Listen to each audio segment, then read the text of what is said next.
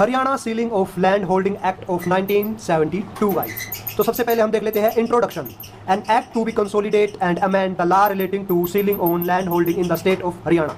Ceiling का मतलब होता है कोई भी लिमिट लगा देना, ठीक है, किसके ऊपर? लैंड होल्डिंग के ऊपर। यानी कि किसी भी इंसान के हाथ में काफ़ी ज़्यादा अगर लैंड है या फिर कुछ लोगों के हाथ में अगर बहुत ज़्यादा लैंड है तो उसके ऊपर लिमिट लगा देंगे। कहाँ पे? हरियाणा के अंदर। इसलिए कौन सा एक्ट लेके आए थे? Haryana ceiling of land act of 1972 guys. ये कांग्रेस पार्टी के दौरान इनिशिएटिव लिया गया था और ये हरियाणा के अंदर ही नहीं, लगभग सभी स्टेट्स के अंदर लिया गया था। और उसके पीछे का रीज़न क्या था कि कुछ ही लोगों के हाथ में ज़्यादातर ज़मीनें होती थी जो कि वोलेट करती थी हमारे आर्टिकल 39 सेक्शन बी और सी को।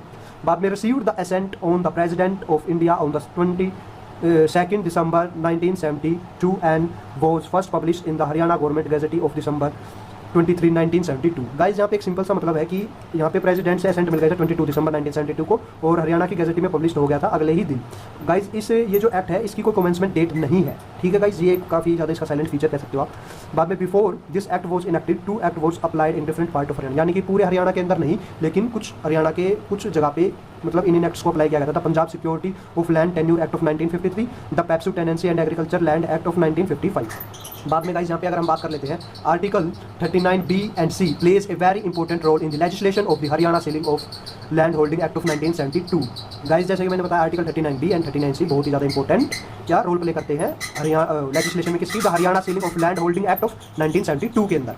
सो गाइस अब हम बात कर लेते हैं ऑब्जेक्टिव या फिर एम्स के बारे में। To impose ceiling on agricultural land holding, ठीक है। तो सिंपल सी बात है, नाम से ही स्पष्ट किया जा रहा है ये एक्ट क्यों लेके आए थे। इसका पीछे एम यही था कि हम लिमिट लगाएंगे एग्रीकल्चर की लैंड को किसी होल्डिंग के ऊपर। बाद में हम बात कर लेते हैं to create economic equality within the agriculture sector. अब मान लीजिए किसी भी एक इंसान के हाथ में या फिर कुछ लोगों के इंसान के हाथ में सारी ज़मीनें होगी तो इक्वालिटी तो नहीं हुई ना, इकोनॉमिक इक्वालिटी तो नहीं हुई। तो इसको एम किया था इस एक्ट के द्वारा। To promote equality and social justice. Social justice तो तभी होगा ना गाइस जब दूसरे लोग भी जो है ना ज़मीनें खरीद पाएंगे। जब दूसरे लोग भी ज़मीन खरीद पाएंगे और उनके पास भी ज़मीन होगी तो वहाँ पे थोड़ी इक्वालिटी को प्रमोट किया जाएगा।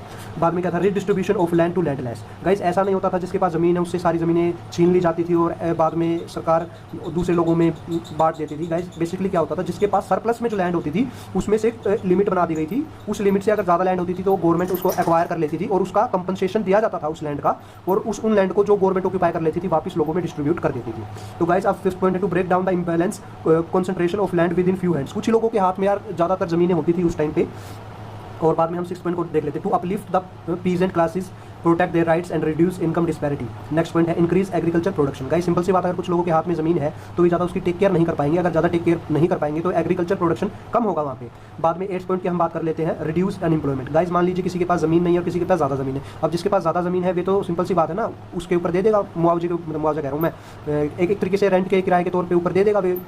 और फिर अगर किराए के तौर के ऊपर उसको ज़मीन को दे देगा, जैसे कि 10,000 रुपये में किला दे दिया, जैसे कि एक किले को कोई भी दूसरा इंसान होएगा 10,000 रुपये में एक फसल के लिए। तो गाइस इस तरीके से क्या होगा? अनएम्प्लॉयड होएगा, मतलब इस तरीके से अनएम्प्लॉयमेंट बढ़ेगी क्योंकि वे कुछ ही लोगों को काम दे पाएगा और खुद जो है वे रिलैक्स रहेगा। और अगर मान लीजिए वही हर एक इंसान के पास अगर ज़मीन होगी तो वह अपनी खुद की ज़मीन में जाएगा और वहाँ पे भाई अपना काम करेगा, इंप्लीमेंट करेगा, ठीक है।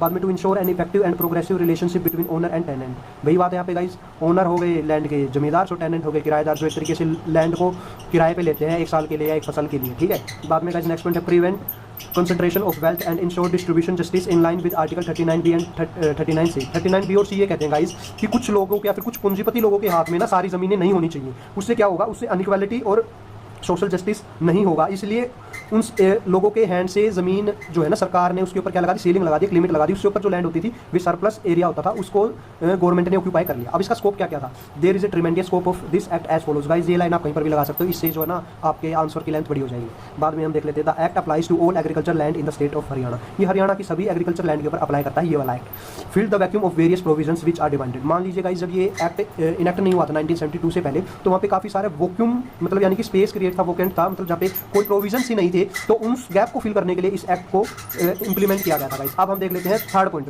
Follows the principle of article 39B and article 39C को। गाइस सेम बात है, it is a codified law. It is a codified law guys. Codified law का मतलब है कि इसके अंदर सेक्शंस हैं, जैसे section 1, 2, 3 as such. So having various provisions related to appeal land और एग्रीकल्चर पेनल्टीज फाइन्स। नॉर्मली हर एक एक्ट के अंदर होता है, बट ये गाइस एक तरीके से आप स्कोप में लिख सकते हो पॉइंट्स बढ़ाने के लिए। To increase and promote agriculture diversification, ठीक है guys. To reduce unemployment unemployment को रिड्यूस करेगा। मान लीजिए जिसके पास ज़मीन नहीं है, वे खाली बैठा है और उसको ज़मीन अगर गवर्नमेंट दे देगी, गवर्नमेंट बेचने निकाल देगी उसको, गवर्नमेंट से ज़मीन खरीद लेगा, फिर पैसे डिस्ट्रीब्यूट कर देगी, तो उसके पास ज़मीन आ जाएगी, तो वे कुछ उस ज़मीन के अंदर बो सकता है, तो एक तरीके से एम्प्लॉयमेंट उसको मिल सकती है यहाँ पे। To impose ceiling on agriculture land holding, यानी कि लिमिट लगा दे एग्रीकल्चर लैंड के ऊपर। प्रिवेंट कंसंट्रेशन, वही सेम पॉइंट है गाइस। फिर हम इसके साइलेंट फीचर्स को देख लेते हैं, थोड़े अलग है salient features. The act has no commencement date, जो कि मैंने पहले स्टार्टिंग में इंट्रोडक्शन के टाइम पे आपको बताया था।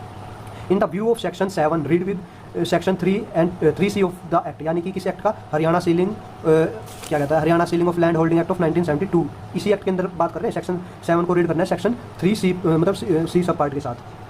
It give retrospective effect to the operation of the act, thereby making the ceiling on the land holding effective retrospective from the appointed date। यानी कि मान लीजिए गाइज ये एक्ट जो है ना एक तरीके से लागू हो चुका था 1972 के अंदर, और कोई केस आता है 1980 के अंदर किसी भी सीलिंग ऑफ लैंड के रिलेटेड, तो वे ये नहीं माना जाएगा कि उसकी लैंड के ऊपर लिमिट या फिर उसकी सरप्लस लैंड गवर्नमेंट ने ली है 1980 के अंदर। वे जो डेट है वे रिलेट बैक कर जाएगी वापस कब, जब 1972 के अंदर इस एक्ट को एक तरीके से इंप्लीमेंट कर दिया गया था, उसी टाइम से रिट्रोस्पेक्टिव ये कहते हैं इफेक्ट लग जाएगा। तो अब थर्ड पॉइंट को देख लेते हैं। The act widens the definition of a person under section 3M which includes a company, family, association or other body of an individuals whether incorporate or not, or any institution capable of holding property। ठीक है guys. Fourth point है the act provide for the acquisition of surplus land by government for distribution of landless farmers and other eligible persons, यानी कि जो landless farmers हैं उनको government है ना ज़मीन प्रोवाइड कर देगी, सरप्लस ज़मीन एक्वायर कर लेगी जिनके पास एक अमाउंट से ज़्यादा लैंड है, जो कि आगे यहाँ पे पता रखेगी कितनी लैंड जो है ना आप होल्ड कर सकते हो, उससे ज़्यादा अगर लैंड होगी तो सरप्लस लैंड आ जाएगी, मानी जाएगी। फिफ्थ पॉइंट है guys, the act provide for the payment of compensation to landlords whose land is acquired, यानी कि जो सरप्लस लैंड को जब गवर्नमेंट एक्वायर कर लेती है तो उसका कंपनसेशन देती है। वे कंपनसेशन किसके ऊपर बेस्ड होता है गाइस, मार्केट वैल्यू के ऊपर वे गाइस कंपनसेशन बेस्ड होता है एक्वायर्ड लैंड का। तो अब सिक्स पॉइंट देख लेते हैं guys. The act also provide for the establishment of an appellate authority which is responsible for the hearing of appeal against the orders of the competent authority, यानी कि आप यहाँ पे अपील भी डाल सकते हो। मान लीजिए आपको एक ऑर्डर या फिर डिग्री मिली है, आप उससे सेटिस्फाई नहीं तो आप अपील कर सकते हो गाइस इसके लिए। ठीक है गाइस। अब हम देख लेते हैं सेवंथ पॉइंट को। The act provides for the imposition of penalty for violation of its provisions include fines and imprisonment. Guys यहाँ पे फाइन और इम्प्रिजनमेंट दोनों दे रखे हैं अगर आप किसी भी प्रोविजन का वायलेशन करते हो तो। गाइस यहाँ पे अगर हम बात कर लेते हैं सेक्शन 3L जो है ना टर्म को डिफाइन करता है परमिशिबल एरिया को, तो परमिशिबल एरिया वे एरिया माना जाएगा जो कि डिफाइन किया गया है सेक्शन 4 के अंदर। तो अब हम बात कर लेते हैं permissible area as per the section 4। The permissible area are in relation to the land owner or tenant or mortgage with possession or partly in one capacity or partly in another of a person or a family। यहाँ पे जो person है मैंने बता दिया पहले define कर चुका हूँ क्या मतलब है इस एक्ट के अंदर।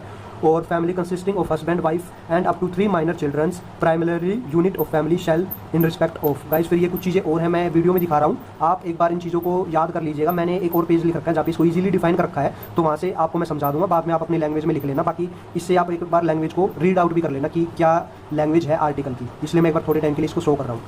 मैं इसको डिक्टेट करूँगा अभी गाइस, ये कुछ पॉइंट्स और भी हैं गाइस। ठीक है, देख लो आप अच्छे से देख लो, मैं डिक्टेट करूँगा इन 5 पॉइंट्स को, कोई प्रॉब्लम नहीं है गाइस। ठीक है, आई होप आपने 5 पॉइंट को देख लिया होगा गाइस। सो गाइस अब हम बात कर लेते हैं 1 प्राइमरी यूनिट ऑफ फैमिली के बारे में। Guys 1 primary unit of family के अंदर आता है हस्बैंड वाइफ और कोई भी 3 माइनर चिल्ड्रंस। सो गाइस अब हम बात कर लेते हैं इसके सब सेक्शन 1 क्लोज ए के बारे में। इसके अंदर गाइस कोई भी ऐसी फसल, कोई भी ऐसी लैंड जिसके अंदर हम 2 फसल उगा सके 1 साल के अंदर, उसकी लिमिट होगी 7.25 हेक्टेयर्स, उससे ज़्यादा नहीं जा सकती है गाइस। यहीं पर हम क्लोज बी की अगर बात करते हैं, कोई भी ऐसी इरीगेशन लैंड जिसके ऊपर हम 1 फसल उगा सके 1 साल के अंदर, उसकी लिमिट होगी 10.9 हेक्टेयर्स गाइस। और वहीं सी क्लोज के अंदर अगर हम बात कर लेते हैं किसी भी टाइप की लैंड जो हम टोटल मिला लेंगे उसकी लिमिट एक्सीड नहीं हो सकती 21.8 हेक्टेयर से गाइस। तो ये था सब सेक्शन 1। अब हम बात कर लेते हैं सब सेक्शन 2 के बारे में। सब सेक्शन 2 के बारे में guys 1 primary unit of family के अंदर कंपलसरी नहीं होता कि यही सभी लोग हो, एक हस्बैंड एक वाइफ और 3 माइनर चिल्ड्रन हो। इसके अंदर कोई मेजर चिल्ड्रन भी हो सकता है, कोई और माइनर चिल्ड्रन भी हो सकता है।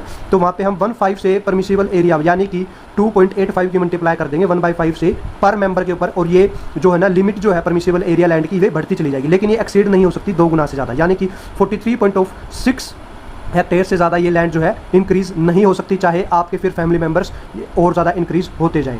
तो गाइस अब हम बात कर लेते हैं सब सेक्शन 3 के बारे में। जो परमिसिबल एरिया की जो लैंड है वे इंक्रीज़ होगी सेपरेट यूनिट ऑफ फैमिली के अंदर।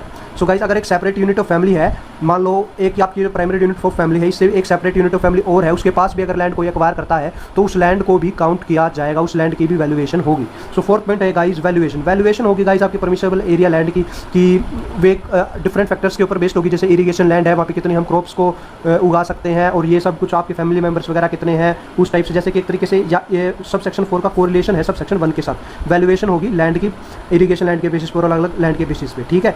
इसमें भी एक सेम बात आती है कि ये ट्वाइस नहीं हो सकती परमिसेबल एरिया ऑफ लैंड के, यानी कि 21.8 हेक्टेयर से ट्वाइस नहीं हो सकती, यानी कि 43.6 हेक्टेयर से ज़्यादा नहीं जा सकती है। गाइस अब हम बात कर लेते हैं सब सेक्शन 5। सब सेक्शन 5 के अंदर क्या कहते हैं, जो सब सेक्शन फर्स्ट है ए का, इसके अंदर जो इरीगेशन लैंड है, मान लो 5 हेक्टेयर है, उसके अंदर कोई ट्यूबवेल वगैरह 5 हेक्टेयर के अंदर कोई ट्यूबवेल आ गया, पंपिंग वगैरह के सिस्टम आ गए, तो वे 5 हेक्टेयर काउंट नहीं होगी, बल्कि उसकी जगह लैंड काउंट होगी 4 हेक्टेयर्स गाइस।